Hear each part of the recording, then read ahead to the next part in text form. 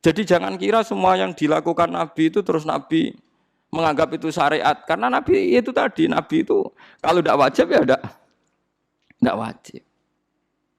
Ini penting kalau aturakan karena kita ini punya umat. Nyuwun sewu nggih, kula niku kiai nggih, ya anake kiai roh tenan. Wong tangga kula niku sing kerja teng Malaysia niku nggih kadang dadi buruh PRT, kadang seorang ibu-ibu buruh ning Hong Kong. Ape salate pamit ning Thailand terus colong-colongan. Banyak saudara kita sing ape salate colongan. Kula nu gadah santri, ibuke niku kerja teng Cina, ya ora rasane ngoreng babi. Nak esuk Ahad kon ngetero anake teng gereja. Niku hasil kerjane dingge ngirimi anake mondok. Terus kayak ngukumi piye? Jajal wajibno traweh wong salat fardhu nyolong apa mbok wajibno napa? Kowe ora roh rasane dadi kiai apa kiai debutan yang ngene iku nak fatwa iku ora roh rasane probleme napa umat. Nggih nak padha kula nganti nangis, Gus kula nu kerja teng Cina kadang nggih goreng babi, kula nak akad kan ngetero anake teng gereja. Tapi anak kula mondok teng jenengan. Niku hukume kula sepundi? Piye mbok hukumi, mbok kon traweh. Iki kula jawabe nggih. Mumpun wae niku dilakoni donga sing ben wonten jalan keluar nggih. Hukume nggih mboten enten wong darurat. Wae niku dilakoni riyen nganti ana jalan keluar. Nah cara kula Abu Rizal Bakri tak akan kerja gen kula. Tapi misalnya kula Abu Rizal Bakri kula ora iso mulang Quran, mulang hadis. Mergo sibuk musuhan mimpin Golkar. Akhirnya kan enggak ada pilihan. Kula nggih kula Abu Rizal nggih. Abu Rizal. Bahkan kula nate nangis gak ada santri niku. Ibu ini kerja teng Malaysia tukang cat. Nggih gelantungan teng tingkat. Tuh anake nggih nganti kasil ngalim. Anaknya mondok di Sidogiri, setelah itu di saya. Coba. Ayo nang kontraweh. Kowe semangat ngongkon traweh piye ke imame? Nggo ngarep terus miyak, nggo guri macem wong ngenteni. Sedhem terus wong gak baris. Bangsa wong macem ku semangat, pancen bangsa wong macem iku ana watuk barang pe teko barang was. Segaya tok. Lan kula seneng mbek Imam Bukhari wong alim alama nak salat ra tau ngimami anggere nang masjid Irak ku manggon pinggire saka terus makmum. Imam Bukhari bener juara ngimami. Giling-gilingan bahwa ulama itu udah harus gagah-gagahan dadi napa? Imam. Manggon awar saka. Bareng salat bar imame nyucup iku sapa? Hadza huwa Shahibul Jami' Al-Bukhari iki ngalim-ngalime wong sing di kitab Jami' Bukhari. Dia ngoten tok. Ya, baru gue mirip Imam Bukhari. Jadi riyen ulama itu menjaga keikhlasan sampai begitu. Saiki seneng diperhatekno wong ngenteni kuwabe terus dhewe wong mirip terus ngimami. Umat ini macam-macam. Paham gitu. Terus umat sing soleh-soleh sing saiki tahta qabdil kufar yang saiki di bawah rengkuane wong kafir ku pirang. Mulane wonten pertanyaan kula nate ditanya sama ketika sejarah Cheng Ho napa? Laksamana Cheng Ho sing teng Sampokong Semarang niku. Itu dulu ketika beliau di Cina itu kan ada silsilah sampai Rasulullah yang ditulis di Masjid Sampokong. Ketika dia di Cina itu enggak memperlihatkan Islamnya sampai jadi panglima. Andai kan dia memperlihatkan Islamnya maka enggak akan punya karir militer. Walhasil ketika dia mendapat tugas ekspedisi itu membawa pasukan 80 berapa gitu kapal besar itu. Terus dia ketika masuk Asia Tenggara mulai masuk Indonesia niku ngetokno Islami. Semua pasukannya dipimpin ala Islam, dijak bangun masjid di Semarang, di Surabaya, macam-macam. Ngetokno Islami. Terus para peneliti itu tanya saya, Pak Ba, apa memang ikhfaul Islam itu boleh? Menyembunyikan Islam itu boleh? Karena buktinya Cheng Ho itu ketika di Cina tidak memperlihatkan apa? Islam.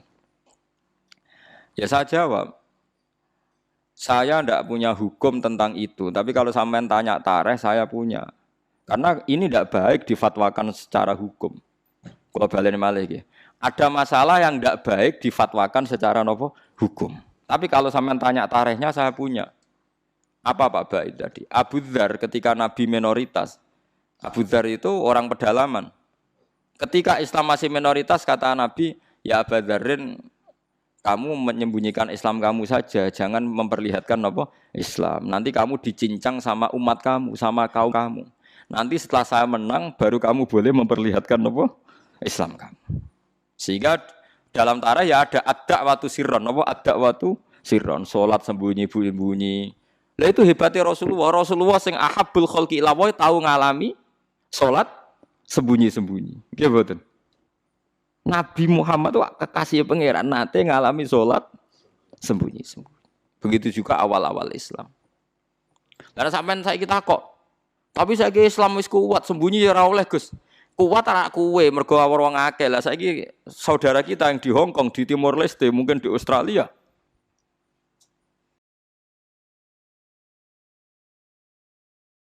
Paham ya? Macem-macem. Mulane sing apik ku anut ulama sing ijek jujur, pokoke riwayat itu diterangno, kejadian-kejadian sing dialami umat sahabat diterangno. Wis ora usah intervensi, pokoke ngono. Mulane saya katakan itu tidak baik difatwakan secara hukum, tapi ada padanan sejarahnya. Ada padanan sejarahnya. Paham ya? Mulane akhirnya walhasil Nabi ku ninggalo qiyamul lail di masjid, tapi Umar ngelakoni. Ketika Umar dibantah, ya Umar kenapa Anda sholat qiyamul lail secara berjamaah? Bukankah ini bid'ah? Jadi riyen Sayyidina Umar nanti dituduh napa? Bid'ah. Mulane kita mau kiai dituduh bid'ah wis menengae wong Umar sing sahabat dituduh napa? Bid'ah. Jadi jawabe Umar ya enak. Umpama iki bid'ah ya bid'ah paling apik bid'ah iki. Cara wong saiki anu bid'ah kok disifati apik. Sing dituduh bid'ah ora Umar tok, Kanjeng Nabi pertama dadi nabi ngajak wong Islam ambek Abu Jahal ya dituduh bid'ah. Mulane kena dituduh bid'ah tenang ae, Kanjeng Nabi ku nate dituduh napa? Bid'ah. Tapi Nabi ra didalili wa kullu bid'atin dhalalah. Mergo lho nggih tenan. Sampeyan apal Quran niku wonten ayat ma ya'tihim min dzikrim mir rabbihim muhdas. Muhdas itu maknane apa? Sing dianyarno. Mulane Kanjeng Nabi ketika dituduh bid'ah terus ngendikane kul ma kuntu bid'am minar rusul. Aku iku ora bid'ah. Dadi Nabi tau dituduh bid'ah sampai diwahyani Allah, "Qul ya Muhammad ma kuntu bid'am minar rusul." Aku iku ora bid'ah. Mergo sing darani bid'ah iku barang anyar. Barang anyar sing ora ana kembarane disebut bid'ah. Lah Nabi dadi nabi ora ana kembarane disebut bid'ah. Umar gawe traweh ora ana kembarane disebut bid'ah. Terus saiki wong rame-rame angger gak ana persis nabi disebut iku sak goblok-goblokan niku sak akal-akalan. Bid'ah ngeten sampeyan tak terangno. Bukan karena saya orang pesantren mboten. Saya itu lebih hafal banyak hadis timbang sing sithik-sithik nuduh bid'ah. Bid'ah itu begini loh. Bid'ah itu yang mesti dolal, yang mesti sesat. Itu mas tadomatu syariah yang berhadap-hadapan dengan apa? Syariah. Tapi jika bid'ah itu menguatkan syariat, maka tidak musuhnya syariat, tapi bagian dari syariat. Jadi bid'ah yang dolal itu yang istodam. Istodam itu berhadap-hadapan. Mulane darane Saddam Hussein, Saddam Hussein bapake jenenge iku Saddam. Saddam maknane tukang nyeruduk. Lha iku bapake kasil ketika anake dadi Saddam Hussein itu tukang napa? Nyeruduk. Wong Arab nak darani tukaran Saddam. Istidam maknane apa? Benturan sing keras napa? Istidam. Nah, sing darani bid'ah dolalah iku sing berhadap-hadapan istidam, berhadap-hadapan sama syariat. Nak trimo gesekan utawa saling bersinergi utawa saling menolong itu tidak bid'ah. Nggih dalile gampang begini, ini hadis sahih. Kula boten bela NU, ya ora bela Muhammadiyah, ora bela siapa-siapa. Ini cerita ilmu mawon, cerita ilmu. Tidak ada yang saya bela. Sahabat itu nanti, ini hadis sahih.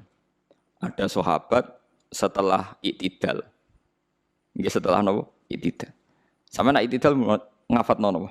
Misalnya Rabbana walakal hamdu terus milu samawati wa mil ardi. Enggak milu ya bid'ah, Nabi macane mil'ah. Kabeh riwayat tuh Nabi macane mil'ah. Mulane kalau ada anak jenenge mil'ah tasbihah mergo Nabi macane Rabbana lakal hamdu. Hakada fi jam'i riwayat bi fathil hamzah.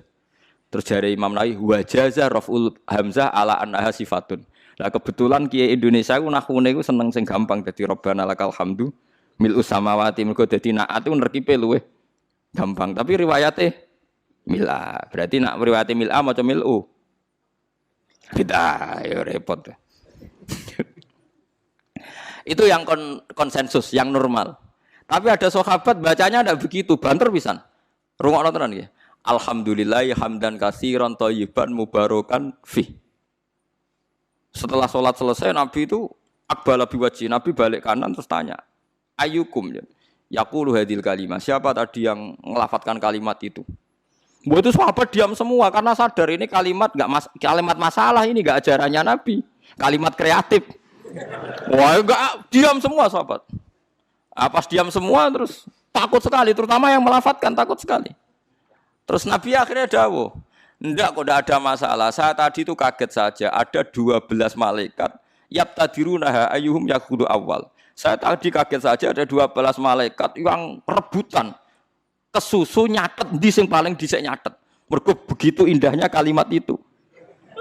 Wah, akhirnya sahabat anada ya Rasulullah. Nggak, artinya kan ada kalimat kreatif yang enggak diajarkan Nabi dan dibenarkan Nabi.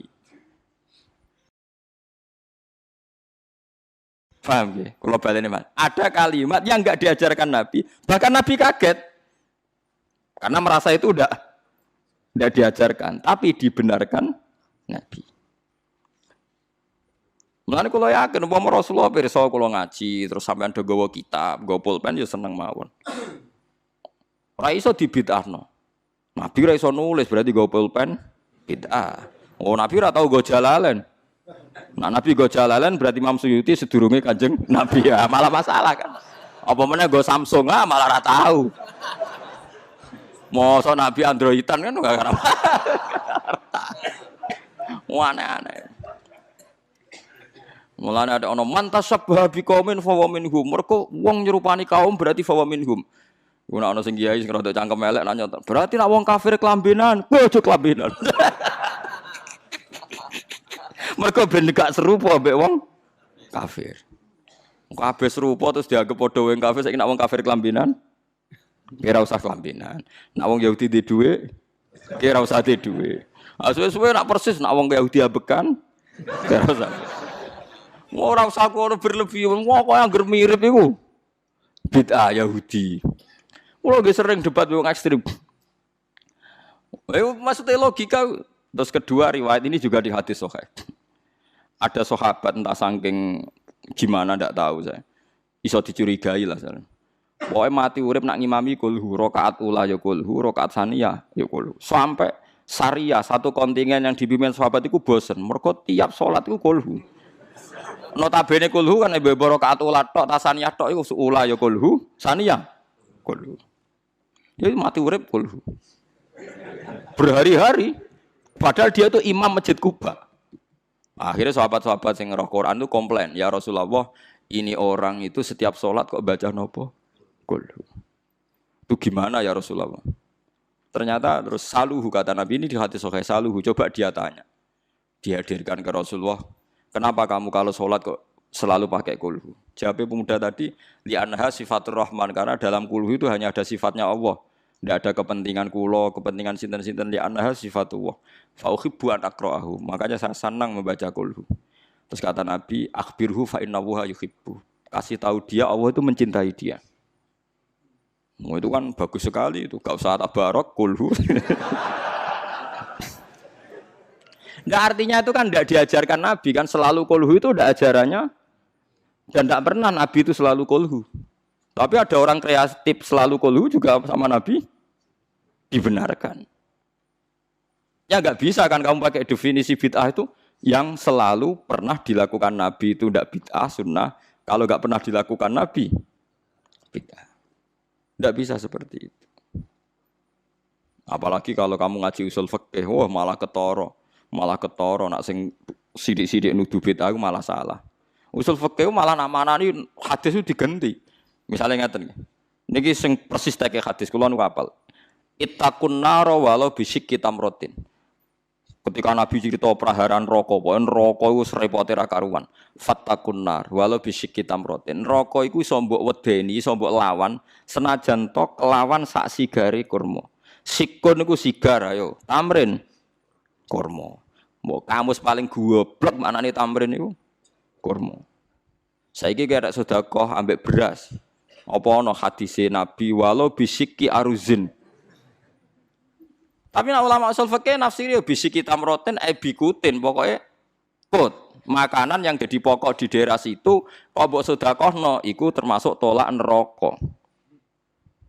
Lah nek anut sunah Rasul kudu persis berarti kudu kurma. Terus Nabi nate dawuh la tahkiron najaratun lijaratiha walau firsana satin. Ki aja geman nyepelekno sedekah senajan to sak sampile wedhus.